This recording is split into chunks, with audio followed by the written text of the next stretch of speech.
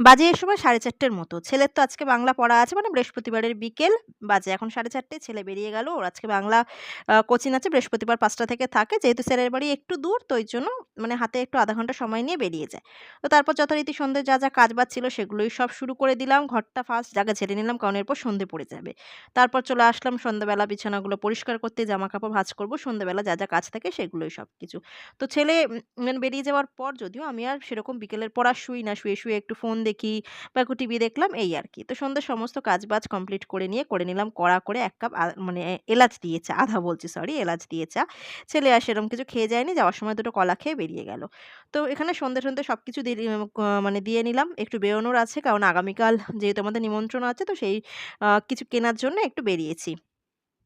আর আসার সময় নিয়ে আসলাম একটু মোগলাই। ছেলে মোগলাই খাবে বলল। আর রাত্রিবেলা তো ডিম কষা দুপুরে যে করেছিলাম কড়াই আছে, শুধু কটা রুটি করে নিলেই হয়ে যাবে।